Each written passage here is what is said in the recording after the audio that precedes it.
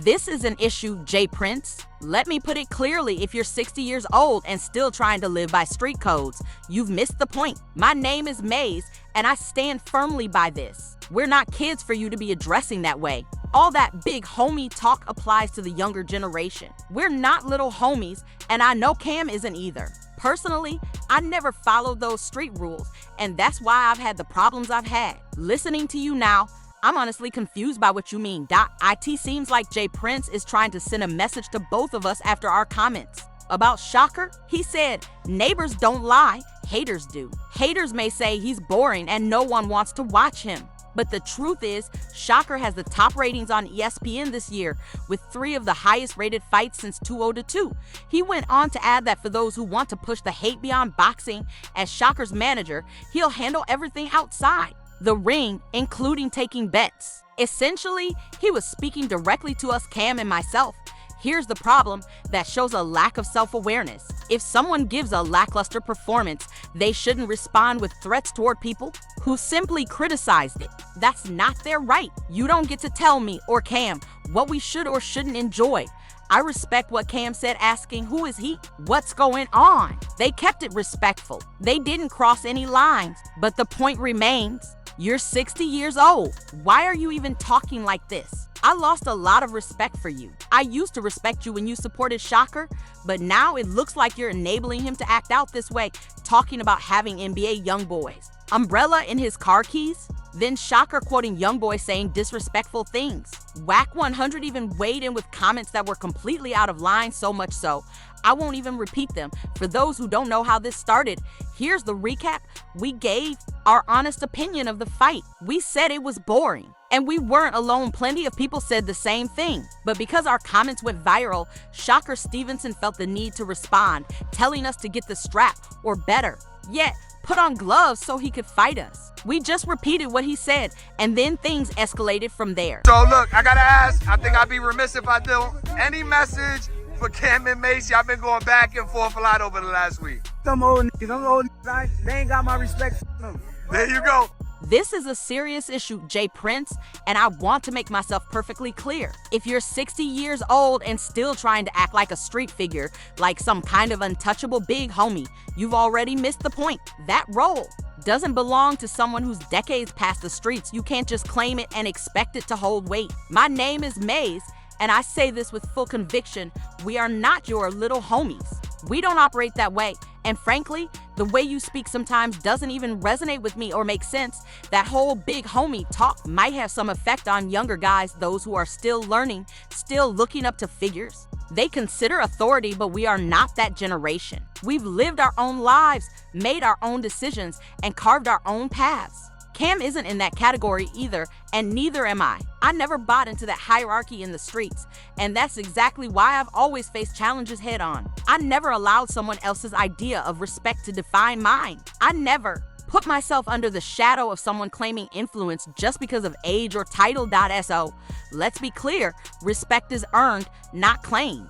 You can talk all you want about being the big homie, but actions speak louder than words, and we've seen plenty of actions that don't match that title. We've navigated our own battles, handled our own affairs, and proven ourselves independently. Trying to assert dominance with old school street rhetoric over people who have built their own credibility simply doesn't work here.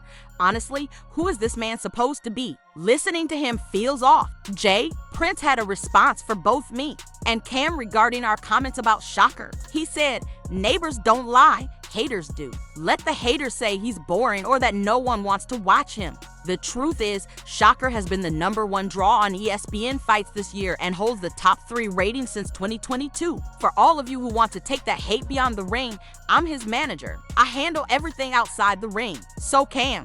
And Mase, I'll take all the bets and deal with whatever comes. So apparently, that was aimed directly at us. But here's the issue: you're showing a total lack of self-awareness. When you deliver a weak performance, you don't get to start making threats to people for simply pointing it out. That's not your role. You don't have the authority to tell me or Cam what we should or shouldn't like. And I have to say, I agree with Cam here. Who exactly are you to be talking like this? Both of us spoke our minds respectfully. We didn't go out of line, we simply told the truth. You're 60 years old. What are you even doing at this point? I used to have a lot of respect for you, But I lost that when you started lining yourself up with Shakur. That's exactly why he acts the way he does, because you're backing him in this way. Now you're mentioning NBA YoungBoy and bringing up his name. But YoungBoy himself said publicly that people need to stop talking and mind their business. Even Whack 100, who is known for saying some of the most disrespectful things, had stronger words than I'm willing to repeat here. For people who don't know how this even started, let me explain. We gave our honest opinion of Shakur's fight. We said it was boring, not just as hundreds of people said the same thing, but because our comments went viral, he decided to respond directly to us.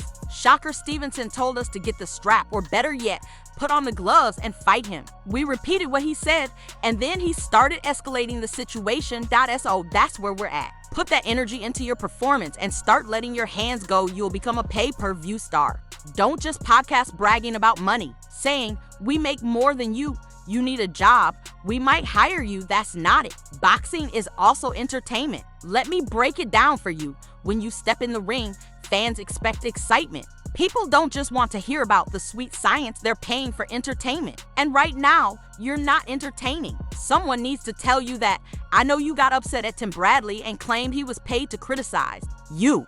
I know you said Bob Arum intentionally showed cameras of fans leaving your fight. But let's be real, if the fight had been exciting, nobody would have walked out. You can't be the main event while fighting like the undercard. Your performance felt like an opener, not a headliner. From a business standpoint, they need to rethink how you're positioned. People even call you pillow hands. That's not my label, that's what I've heard others say. But there's still space for you here. We could use a boxing analyst. Every week, we could even help promote you. Think about it, you've never gotten this much attention. Now you're on Billboard. You've been on TMZ. You made it into conversations you've never been in before. And even a week and a half after the fight, people are still talking about it. There's a clear difference between being a big homie and being a true og. Ogs aren't just older, they're wiser, experienced, and they genuinely guide you. They protect you from mistakes they themselves have already made. They add value to your life. They teach, and they make sure you don't repeat the same errors over and over. That's the role of someone with real respect. So tell me, why do you think you have the right to dictate what we can or cannot say? Who gave you control over the narrative? Just because you've been around longer or claim some title doesn't mean anyone is going to sit back quietly and follow your instructions like you're some kind of kingpin. When you say things like, get the strap, thinking that everyone will automatically obey, you're completely misreading the situation. This isn't 1982. The streets have changed, the game has changed, and people can no longer be silenced with old school commands. That mindset doesn't apply anymore. Honestly, you're tripping if you think it does. And another thing, I don't even know what bets you're referring to. A lot of that slang, those references don't translate outside your immediate circle. You might think that respect is something automatic, something that comes just because of where you're from or who you know, but it doesn't always work that way. Respect has to be earned, and it has to be recognized on a global level, not just in your backyard. You can't assume it follows you everywhere. I want to respect you truly, but I can't. Where I come from, the people who raised me, the real mentors, the real ogs, they would never allow me to send them on reckless missions or handle situations on my behalf. They would correct me if I was wrong. They would push me to own my mistakes, face my problems, and fix them myself. They would make sure I learned rather than just relying on others to do the work. That's exactly what you should be doing now, owning your own actions. Stop sending others into situations that are yours to handle. Stop trying to command respect with fear or assumed authority. The real ogs don't do that. They lead by example.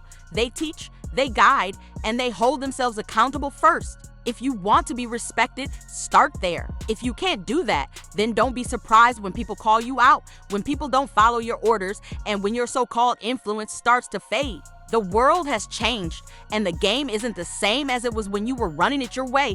The game got twisted when young guys started sending older guys out just because they had money. That's backwards. Someone commenting on your fight shouldn't bring threats of violence. That's not how this works. If I drop an album and someone doesn't like it, I can't threaten them. If they don't like it, they just don't like it. Same thing here, your craft is your craft. If people aren't entertained, that's their opinion. After the fight, you said you were just going to relax with family, but nothing about this looks relaxed. You're upset, you're arguing with everyone, not just us. The only difference is we're more visible, so it stings more. That's what really bothers you. You know a lot about us for someone claiming not to care. Saying we're not legends while demanding respect from us doesn't add up, truthfully.